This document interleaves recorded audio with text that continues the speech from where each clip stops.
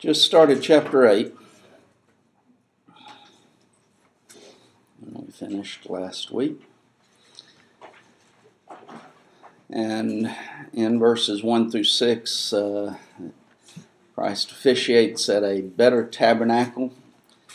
With verse 1 dealing with Christ is set a priest in heaven. That of the things of which we have spoken, this is the sum. We have such a high priest who is set on the right hand of the throne of majesty in heavens. I think we mentioned that he is drawing a conclusion, but here the conclusion is at the beginning of what he is saying instead of at the end. So this is in regards to what he is about to say. We have such a high priest, and that's the conclusion, that is set on the right hand of the majesty in heavens. And I think mentioned the word "some" is a word which means the principal thing or the chief thing. It's dealing with the main point. So here's the main point. And again, it refers to that which follows it, not to that which has gone before. And I think we had gotten down to about to discuss Zechariah 6 verses 12 and 13 of a high priest who is set on the throne. Thus we have a king and a priest. In Zechariah 6, 12 and 13, Zechariah says, Thus speaketh the Lord of hosts, saying, Behold the man whose name is the branch. He shall grow up out of his place. He shall build the temple of the Lord. He shall he shall build the temple of the Lord. He shall bear the glory, and shall sit and rule upon his throne, and he shall be a priest upon his throne, and the counsel of peace shall be between them both. The branch goes back to Abraham and his children, dealing specifically with the tribe of Judah. And then David has reference specifically to him, and thus the one who's going to be coming from David. So it's talking about the Christ. He's going to build the temple. Well, what is the temple? The church. Where would we find something along that line or teaching us that? Ephesians 2, 19 to 22. Ephesians 2, 19 through 22, it does there. I was thinking more along the lines of 1 Corinthians 3. Also 2 Corinthians 6, also 1 Corinthians 6. That's dealing with the temple is the church. So he's going to build the church. He shall bear the glory. He is that which is glorified in the church. He shall sit and rule upon his throne. There's his kingship. And he is 1 Timothy 6, verse 15, King of kings, Lord of lords. Revelation 19 and verse 14. Same thing. So he's the one who is ruling upon his throne, and that's really what Peter establishes in Acts 2nd chapter, that he is king. But also he shall be priest upon his throne. Here is the priesthood, and that's of course what Paul is discussing to a great extent in this passage. He is high priest. But he is a priest upon his throne. So there's his kingship. When? When is he king? Well, when? Well, that's what I was wondering, the same time that he was priest. He's going to be, now he is priest when he returned to heaven. That's why that was right answer, but not the right answer that I was wanting. He's going to be a king when he is a priest. So the counsel of peace shall be between them both. If you recall, one king tried to go in to offer sacrifices. You remember what happened to him? Leprosy. Well, eventually, at the end of it, but what happened before that? What did the priest do? When they ushered him out. They stopped him. Said, this is not for you. Why? He was not of the priestly tribe. There was no peace between those two offices. But with Christ, there is peace between the two offices. So he is a high priest who is set upon the throne. And there's a whole lot more we could say about that, but don't have time. The term "is set" is a term which shows a priestly image of a high priest taking his seat in heaven with his work of offering a sacrifice for sin being finished. And it is set in contradistinction to the aspect of the Aaronic priesthood, whose work was never finished. The work of Christ was finished when he offered up that offering as a sin. Or there's not as much of where he's sitting, but that he is sitting there forever. He's set there forever.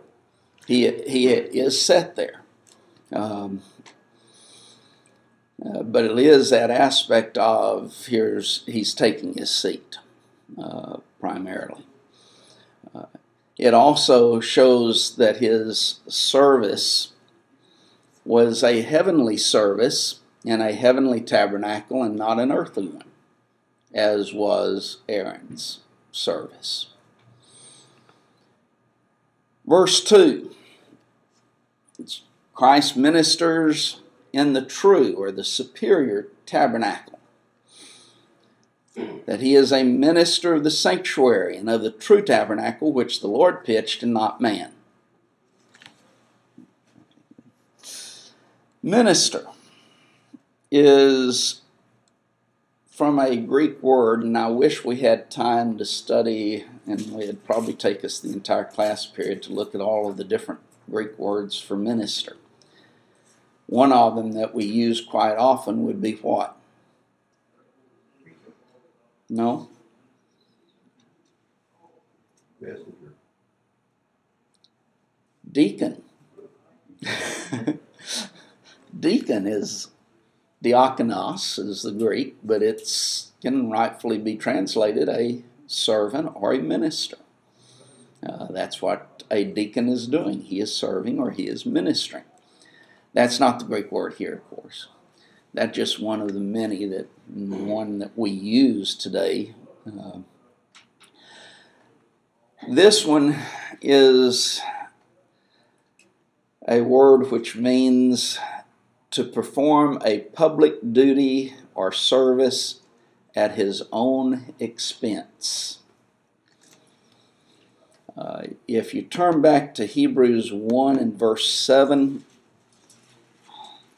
we talked about it there a little bit, that and of the angels he saith, who maketh his angels spirits and his ministers a flame of fire. It's this word same word, it's translated minister here.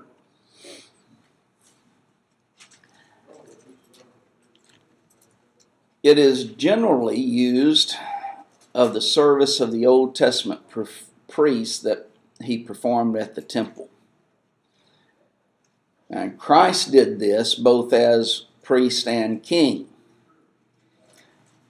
not for what he could receive out of it. When you're, make it applicable to preachers for a second, or use it as an illustration. When a preacher is preaching, he is expecting out of that preaching to get paid a salary, being supported by the congregation or other congregations to which he is working for. He is expecting to get something, though. in that service that he is performing. What did Christ expect to receive in the service that he was performing?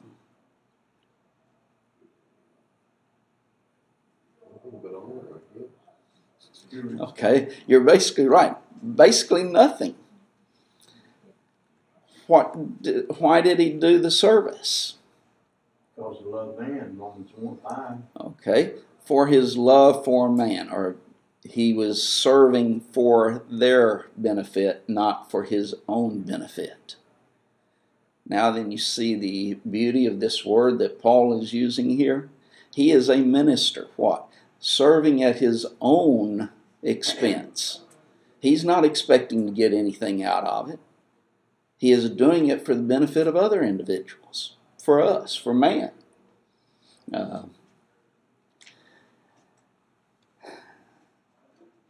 Now then, that also is going to be the discussion of chapter 9. So, again, there's that Pauline tendency or trait of anticipating his discussion, what he's going to discuss. And again, we could talk a lot about that, but it's a very beautiful expression that Paul is using here that we don't really get in our English translations. That he is a minister in regards to the aspect that he is ministering not for what he can get out of it, but for the benefit of others. And that's both his priesthood and his kingship. Both aspects. Of the true tabernacle. The word tabernacle here is a word which actually means tent. The sanctuary and the true tabernacle. And we'll discuss this a little bit more in this section. But, and I'm not sure that I can adequately convey what I want to out of it. The church is a heavenly institution and not an earthly institution. We're going to see in verse 5 this principle holding out a lot more than what we'll discuss here, although it's applicable for here as well. But so many of the passages that we see in the New Testament shows that the church is not an earthly institution, it's a heavenly one.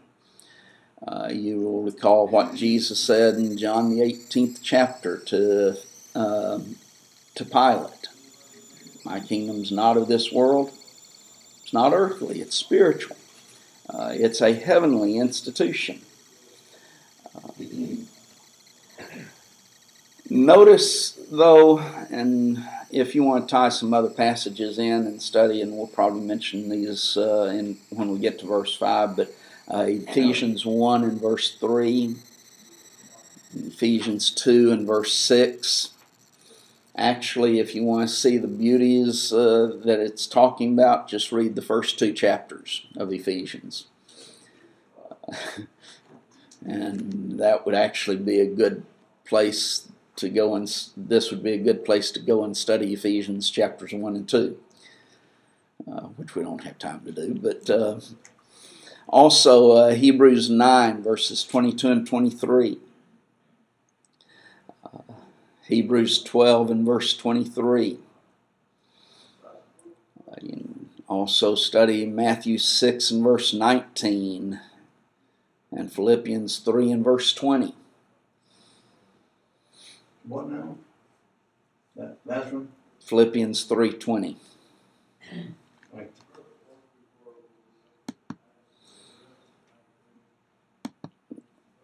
Where it says our conversation, our manner of life is in heaven, from whence also we look for the Savior, Lord Jesus Christ.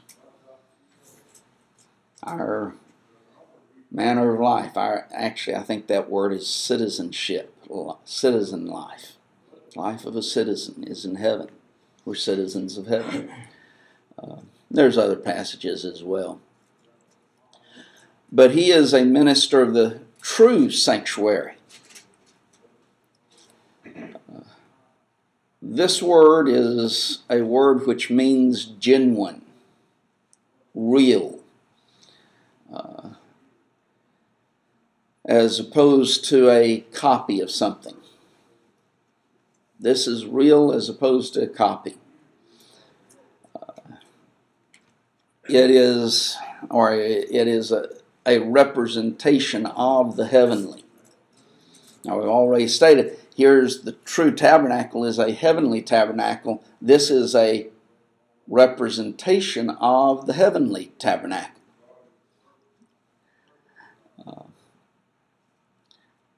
And again, this whole section deals with this concept that we'll touch on more in verse 5. But this true tabernacle is a tabernacle which the Lord pitched. When we're talking about the Old Testament tabernacle, man pitched the tabernacle then. He built it. Christ is the one who, or the Lord is the one who pitched this tabernacle, and that's what Matthew 16:18 has. Jesus saying, I will build my church. It's his. He's the one who built it, so the Lord pitched this tent. We could, if we wanted to spend the time discussing the aspect that also means that he is the one who has the right to control it. He's the one who has authority over it.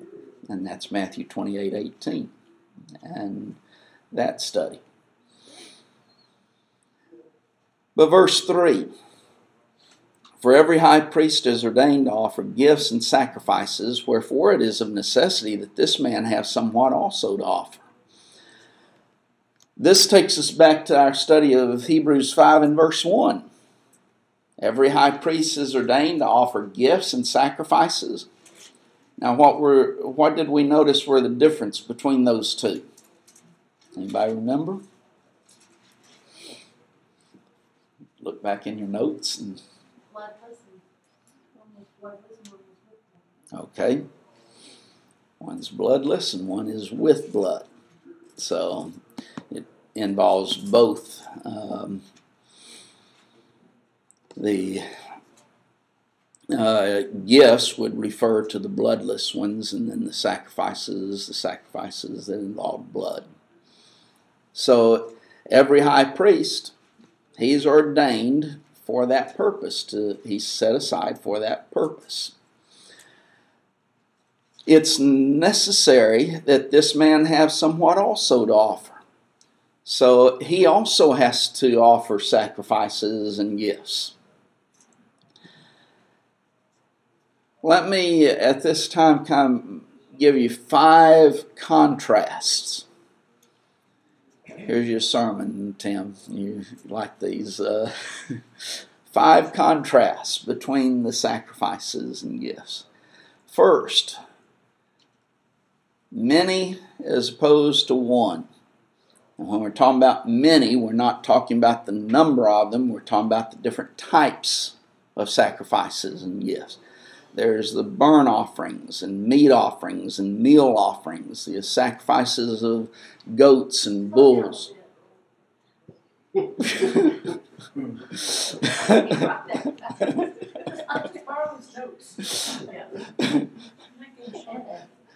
Okay, many dealing with the different types of sacrifices, such as burnt offerings, meat offerings, goats, or meal, I think. Goat wasn't meat. Huh? Goat wasn't meat. Well, when we're talking about goats, talking about the blood there, where the meat would be actually the food that would come with it. So there are different types there. Blood of bulls and goats in that regard. So bulls is another one. The turtle doves that they would offer for the poor. So there were many different types as opposed to one. A second contrast, continual as opposed to once for all. Christ's offering was a once for all offering. What did the sacrifices of the Old Testament? Had to continue making them. So continual as opposed to once for all. Third, the old were incomplete as opposed to complete. The old never could take away the sins of the world. They were brought to remembrance again every year. Or as our phraseology that we use so many times, they were rolled forward for a year. But they were brought to remembrance again. Whereas his was complete. It was able to take away sin. Fourth, theirs was a copy as opposed to the original. He's serving in the true tabernacle. His offering was the original offering, the true offering, as opposed to their offerings was that of a copy. And then a fifth contrast,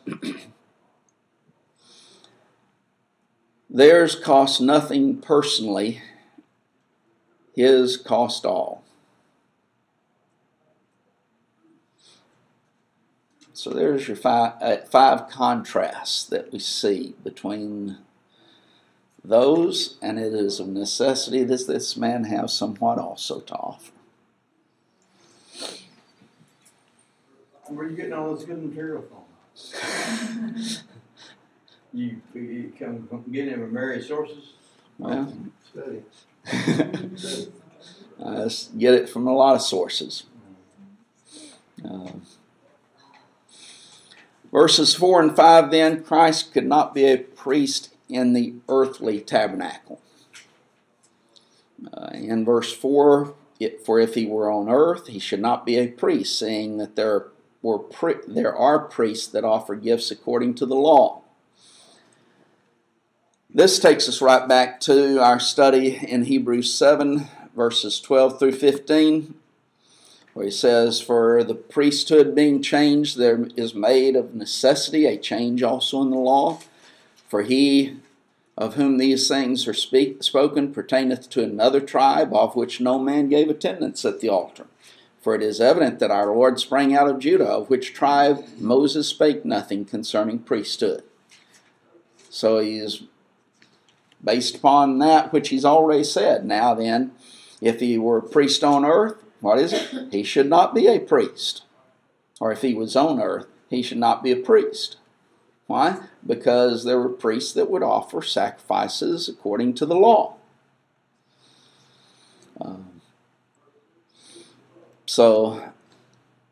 Since he could not be a priest on earth, he must be a priest in heaven.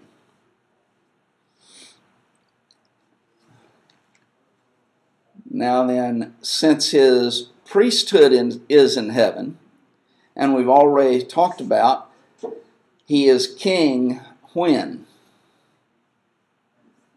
When he's a priest. Therefore, where is his kingship? Has to be in heaven. Cannot be on earth, can it? And there's a whole lot of other studies that we could take in regards to that and the premillennial doctrine. That's what Jeremiah 22:28-30 said. Yeah, that he is of the seed of Coniah, and no one of the seed of Coniah can prosper reigning in Jerusalem. And Matthew 1 and verse 11 shows that he is of the seed of Coniah. So he could not prosper on earth, being a king on earth. Where is he a king then? He's a king in heaven. And you want me to keep going because you want that extra time in Revelation. Yeah. Make an application of this. If he were a priest on earth, he could not be a priest on earth. He has to be a priest in heaven. Can you think of an application of this?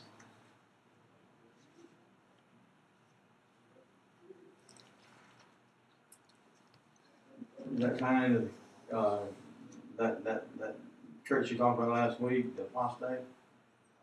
You know, the one mentioned in 1 Timothy 4, one following. After some shall depart from the faith. Well, it does have reference to some who departed from the faith, but what about the papacy? What is the Pope doing? Reigning on earth. He is supposedly the vicar of Christ on earth, or the representative of Christ on earth. They're saying Christ had to return to heaven, therefore he needed a representative on earth. That's the whole idea of the papacy. Well, this destroys that idea. Absolutely not. Why? Because his priesthood and his kingship are in heaven. If he were on earth, what? He couldn't be a priest. And that's exactly what the papacy is all about. He's being a priest for those people who are on earth because Christ returned to heaven. So you're saying it flies in the face of this information, right? I'm saying that this information, when applied properly, shows the error, the fallacy of the papacy, the very foundational elements of it. That's why I said we know certain things, we don't always apply them. That's a problem for all of us. Verse 5, who serve unto the example and shadow of heavenly things, as Moses was admonished of God when he was about to make the tabernacle. For see, saith he, that thou make all things according to the pattern showed to thee in the mount. Example. And I wish we had time to look at all of the different words for example. We don't.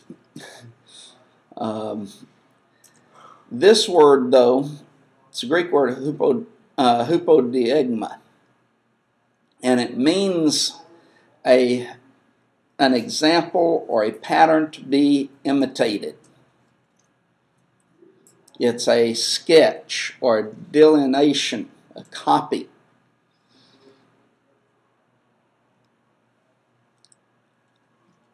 Now, they serve as an example unto the example.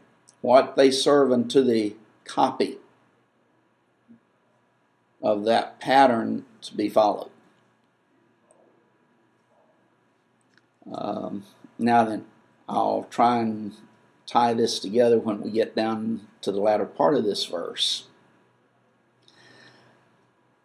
But keep in mind, it is the copy. It's not the original. It's not the true. Also, he says it is the shadow. And that's a good translation, shadow, or literally it is a shade caused by the interception of light. Now, that's what a shadow is. Question. Does shadow follow us or precede us? Follow. No.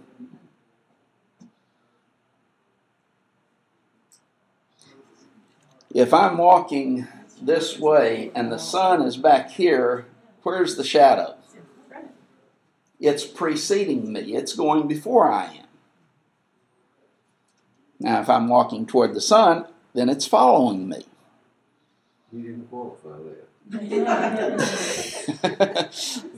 You're expecting our memory to remember what we've seen all our lives. I'm expecting you to try to apply what you've seen to what I asked. Yeah. Yes. Yeah. It's both. You're right. I didn't give you that third alternative, did I? Right. It's both. It can be both. We generally, just like y'all answered, or some of you said, it follows you. No, it doesn't always follow. That's what we generally think of as a shadow, though. It's following us. But it doesn't always follow. Sometimes it goes before us.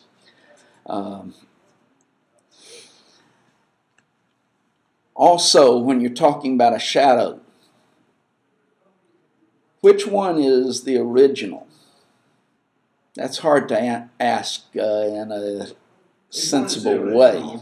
Is the shadow the original, or is the shadow an imperfect portrayal or representation of something else? It's It's a representation of it. The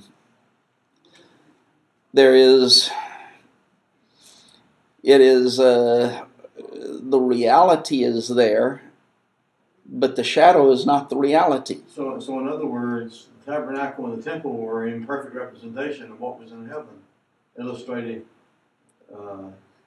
You're starting to get the point that the tabernacle and the temple were imperfect representation or portrayal of the heaven and church and the church. That's pointed out in Hebrews 9:1-9.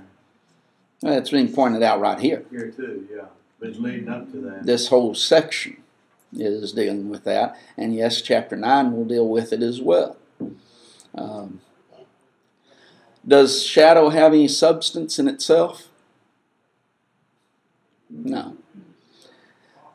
But there is, if I'm walking this way and you're over there and there's the sun's over here, you're over in here someplace, the sun's back here, can you tell that I'm about to get to the door before I'm there?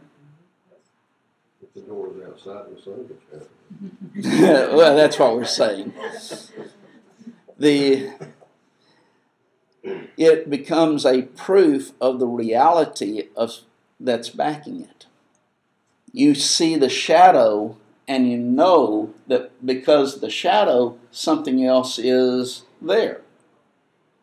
If you're talking about a person casting a shadow, you know a person is there, even though you cannot see the person, because you see the shadow. So when we see this word shadow here, it ought to tell us a great deal about the Old Testament. Can I ask a question, and you tell me if it's stupid or not? But you know where it says the Son of Righteousness is revealing in his wings, and would that have something to do with this? And Malachi 4:2 about he's the one that gave the information through the Holy Spirit to the prophets about the shadow that was revealed to Moses in Exodus about this building of this tabernacle, and later to Solomon when he built the temple in 1 Kings 6:8. So with that tie in, the Son of Righteousness illustrating the actual Son, or the Son illustrating him, one of the two? I don't know. I'd have to look at it. And as we go on, we might even answer your question a little bit.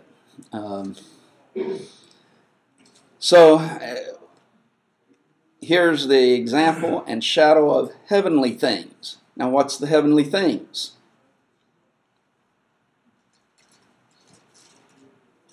What did we say back in verse 2? What's the heavenly things? Church. The church. Thank you. Don't be afraid to say it. And there's those passages that we talked about. We could study all of those again. But the heavenly things is the church. The church is heavenly things. And we'll try and emphasize that even more in a little bit, if we have time. So, here's Moses was admonished of God The word admonished is a word which actually means to be warned or advised. It is to give a warning from God or to receive a warning from God. In this case, it would be receiving a warning from God. Moses, you're being warned of something from God. He was admonished to make all things according to the pattern, or according to the pattern which he had seen in the mount. Pattern is the Greek word typos. We get our word type from it.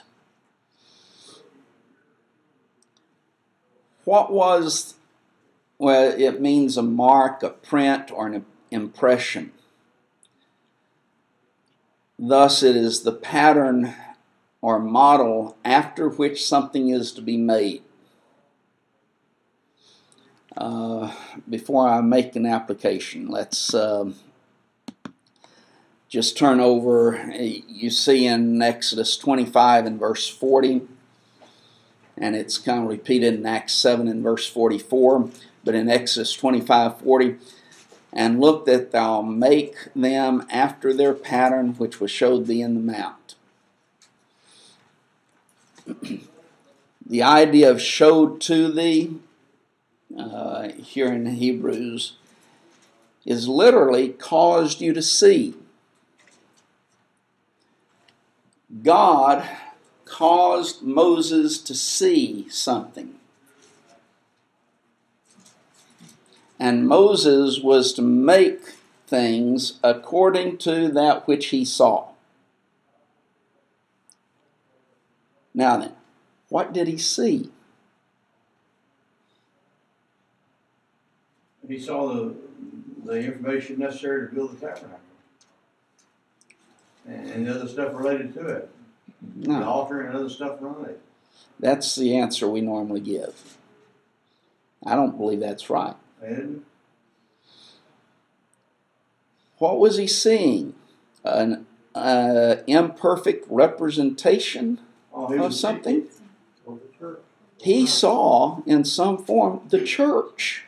Really? He saw these heavenly things. And God was saying, you make the tabernacle after the original. So would that bring in 1 Peter 1:10-12 about the prophets seeing things they didn't understand? Yeah. I don't think specifically, maybe indirectly, but I don't think that specifically has reference to it. He could have done what he did. He would have to understand it. As to what all he saw, it would be difficult to say. But what he did see, from what Paul is saying, is he saw this original. He saw the church and he saw heaven. And then he had the obligation to make things according to that original or that pattern. I think it was either Clark or Barnes, I can't remember, who alluded to that as well. That when God was showing him these things on the mount, God was definitely seeing the church. Or Moses was definitely seeing the yeah. church. Well, God, they refer to it as God as well, but Well, God yeah. was telling him about those Yeah. things. That's interesting. I think that's accurate. And I realize, and I only admit, through the years, I've used this to, well, there's a pattern. He built all of the furniture and everything according to the pattern that God showed him in the mount. Well, no. God showed him the church in the mount. And he could see these heavenly things. And here now then he makes a representation of those heavenly things. That's what Paul is getting at. That God caused him to see the pattern. What's the pattern? The pattern wasn't the Old Testament temple and tabernacle. The pattern is the church. You gotta ask the question. I don't want to sound disrespectful, but why doesn't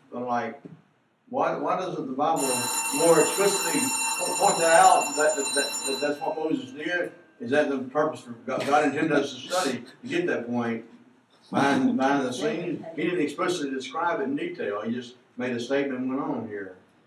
It would seem like it would have made a better impression on us later in history, like in this class now, or people were trying to teach, on the street. You're saying, why didn't God do something? I don't know. I don't want to. That's what I mean. I don't want to sound disrespectful. But I'm just curious. I don't think we can know. I guess that's not a question I have a right to ask, right? Yeah, it's God's business. It's one of those Deuteronomy 29:29 things. Okay. Secret things belonging to God. Well, I don't. He does set forth these things right here. But it doesn't. It They takes. don't give a lot of detail. Though. It takes our study Yeah. to learn the principles of it. You're always going to be learning if you're studying. Yeah, if you're studying, you're going to be learning.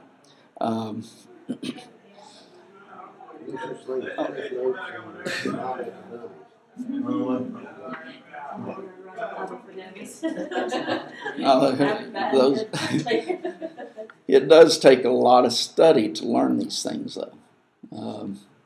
It doesn't come easy. And some people will study these things for years and decades and never come to an understanding of these things. You have to deal with individuals as to their knowledge and capability as well. But here's the pattern.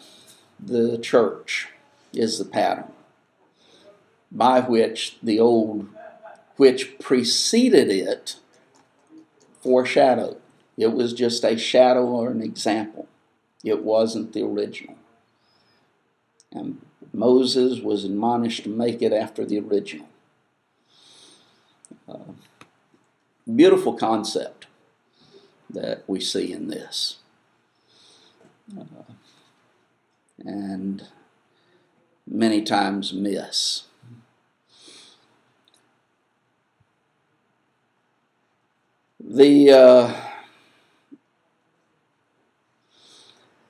In dealing with the heavenly things, this pattern. Also, we'll just mention the aspect that it is the church and heaven. Basically, when you're talking about the church, you're talking about heaven. When you're talking about heaven, you're talking about the church. There is no difference. The kingdom of heaven, what does it have reference to in the Bible? In heaven referred to as kingdom of heaven? Kingdom of God.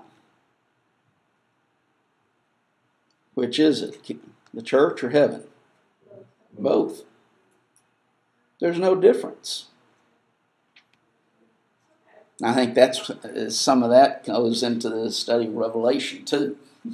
Well, we're made in the image of God. Yeah. John the 14th chapter.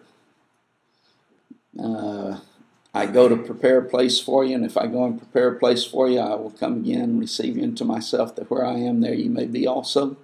Where was he going? What was he going to prepare? The church. Heaven. Doesn't make any difference.